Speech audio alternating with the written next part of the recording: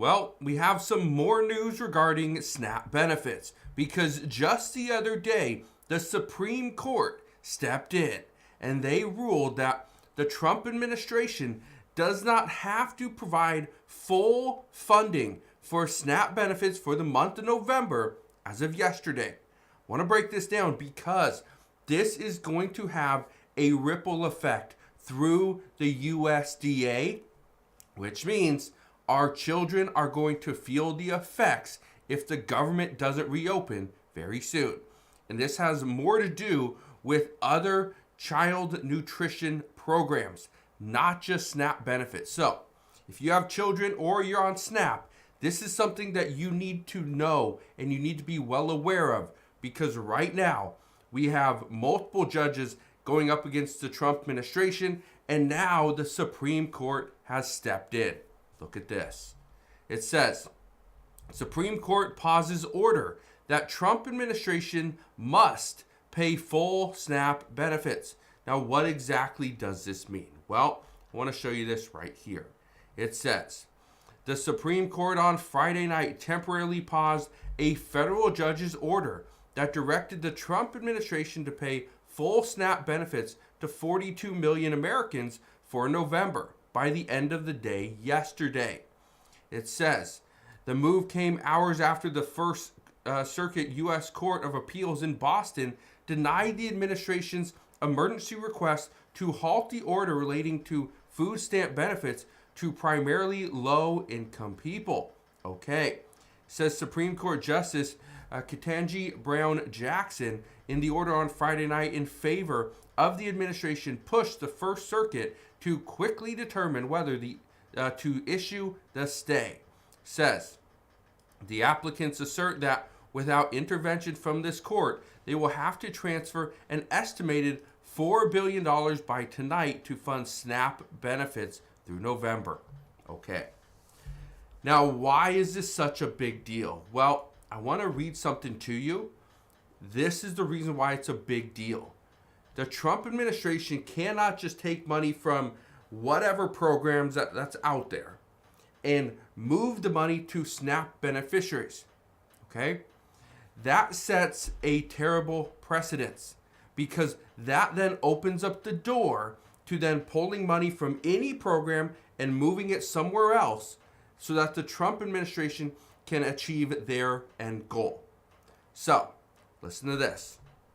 It says, in its emergency appeal to the Supreme Court, the Trump administration said it has already exhausted the entirety of a more than $5 billion contingency reserve, which was enough to provide only partial food assistance payments for the month. It warned that the additional $4 billion needed to cover the full allotment for low-income Americans would require it to dip into a fund designated for child nutrition programs. Child nutrition programs. Okay? What exactly is that? Well, I want to read you this last statement first, then we'll explain it. It says pulling billions of dollars from the child nutrition programs would jeopardize those programs' ability to fully operate this year, putting at risk critical food assistance initiatives relied upon by millions of children every day, and raiding a program that Congress did fund to instead extend one that Congress has not funded. So here's the problem. What is the child nutrition program? Well, it's actually a bunch of different programs. Okay, these are the child nutrition programs are multiple initiatives from the federal government. For instance, key programs: the National School Lunch Program. It offers low-cost or free lunches to eligible children in mostly public, but also some private schools. It also has a school breakfast program.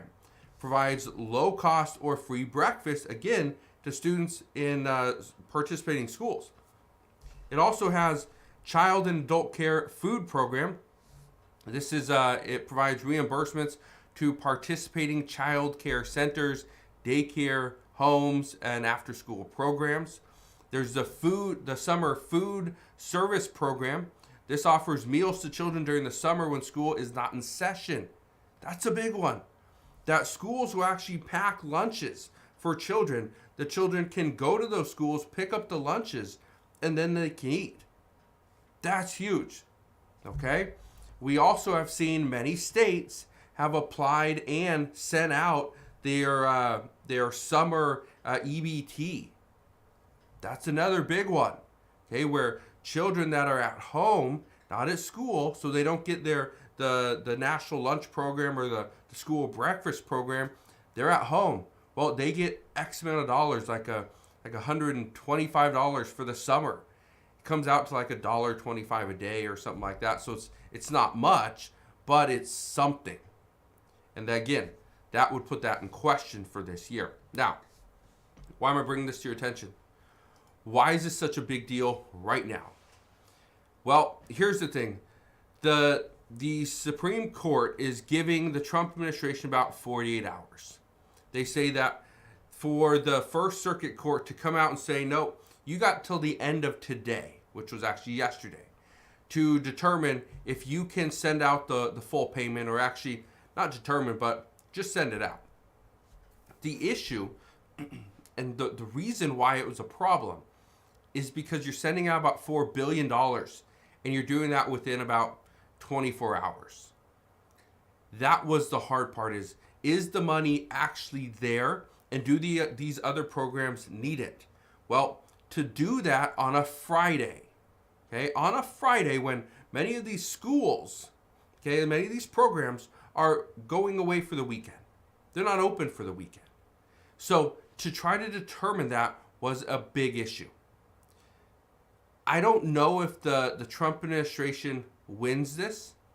I don't know if they don't pay the full amount, but here's what I do know. For these lower courts to come out and force the Trump administration to do something like this, it's going to cause bigger problems down the road, depending on how long the federal government will remain closed. Because here's what we're hearing, that right now, President Trump and the Senate Majority Leader John Thune both want to keep the senators in Washington. They don't want to send them home. They'll be back in session today. They don't want to send anybody home, because by sending lawmakers home, which is exactly what the House of Representatives has done, they have not been in session for more than 7 weeks. They haven't been in session since, September. That right there is an issue, because if lawmakers are allowed to go home, which they're still getting paid, guess what? It's less likely that they feel the pressure and they feel the pain.